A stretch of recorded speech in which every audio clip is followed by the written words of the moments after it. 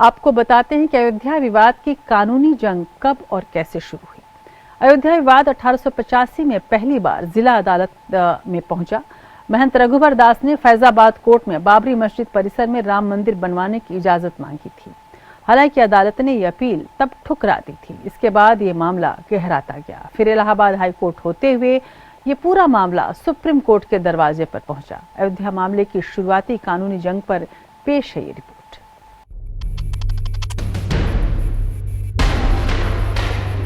राम मंदिर बाबरी मस्जिद का राज इतिहास के पन्नों में छुपा है। ऐसा माना जाता है कि 1528 में अयोध्या में एक ऐसे स्थल पर मस्जिद का निर्माण किया गया जिसे हिंदू भगवान राम का जन्म स्थल मानते हैं। ये कहा जाता है कि ये मस्जिद मुगल बादशाह बाबर ने बनवाई थी, जिसकी वजह से इसे बाबरी मस्जिद कहा जाता था। मुख्य रूप से इस विवाद की शुरुआत 1949 में हुई, जब भगवान राम की मूर्तियां मस्जिद में पाई गईं।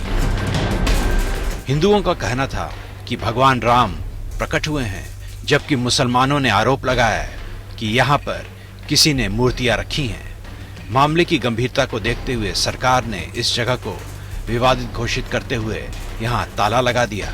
फैजाबाद के सिविल जज के सामने अर्जी दाखिल कर यहाँ पूजा की इजाजत मांगी। अदालत ने इसकी इजाजत दे दी। इसके खिलाफ मुसलमानों की ओर से अदालत में एक अर्जी दायर की गई। 5 सितंबर 1950 में महंत परमदास रामचंद्र दास ने हिंदू प्रार्थनाएं जारी रखने और बाबरी मस्जिद में राम मूर्ति को रखने के लिए मुकदमा दायर किया।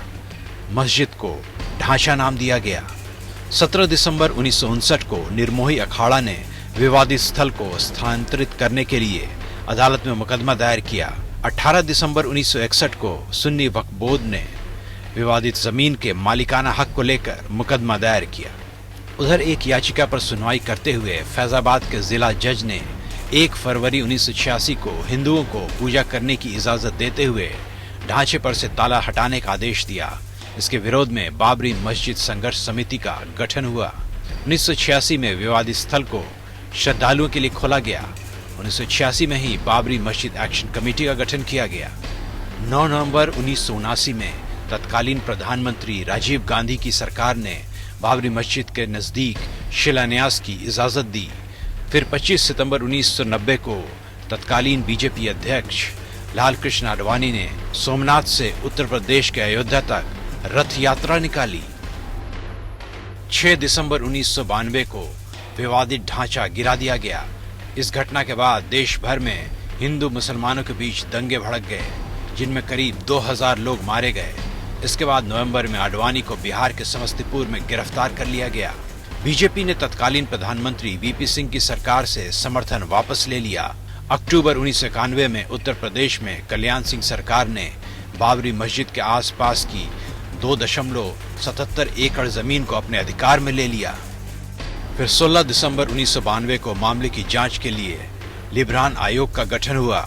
जुलाई 2009 में आयोग ने अपनी रिपोर्ट तत्कालीन प्रधानमंत्री मनमोहन सिंह को सौंपी। 1994 में इलाहाबाद हाई कोर्ट की लखनऊ पीठ में विवादित ढांचे के विध्वंस पर केस चलना शुरू हुआ। 4 मई 2001 को अदालत ने लाल कृष्ण आडवाणी, मुरली मनोहर जोशी सहित 13 बीजेपी नेताओं पर से साजिश के आरोप हटा दिए। 1 अप्रैल 2002 को अयोध्या के विवादित स्थल पर मालिकाना हक को लेकर इलाहाबाद हाई कोर्ट ने सुनवाई शुरू की। 5 मार्च 2003 इलाहाबाद हाई कोर्ट ने आर्कियोलॉजिकल सर्वे ऑफ इंडिया को अयोध्या में खुदाई का निर्देश दिया ताकि मंदिर या मस्जिद का प्रमाण मिल सके। 22 अगस्त 2003 भारतीय पुरातत्व सर्वेक्षण विभाग यानी आर्कियोलॉजिकल सर्वे ऑफ इंडिया ने अयोध्या में खुदाई के बाद इलाहाबाद हाई कोर्ट में रिपोर्ट पेश की। एएसआई की रिपोर्ट में कहा गया कि मस्जिद के नीचे 10वीं सदी के मंदिर के अवशेष मिले हैं। इस रिपोर्ट को all India Muslim personal law board ने चैलेंज किया। 30 सितंबर 2010 इलाहाबाद हाईकोर्ट की लखनऊ पीठ ने ऐतिहासिक फैसला सुनाया। फैसले के तहत विवादित जमीन को 3 हिस्सों में बांटा गया। इसमें से एक हिस्सा राम मंदिर, दूसरा सुन्नी वक्फ बोर्ड और तीसरा निर्मोही अखाड़े को मिला। इलाहाबाद हाईकोर्ट की 3 जज की बेंच ने इस फैसले को किसी भी पक्ष ने नहीं माना और उसे सुप्रीम कोर्ट में चुनौती दी गई। सुप्रीम कोर्ट ने 9 मई 2011 को इलाहाबाद हाई कोर्ट के इस फैसले पर रोक लगा दी। 27 सितंबर 2018 सुप्रीम कोर्ट ने कहा कि मस्जिद इस्लाम का अनिवार्य अंग नहीं है और केस को बड़ी बेंच में भेजने से इनकार कर दिया। Bureau report APN।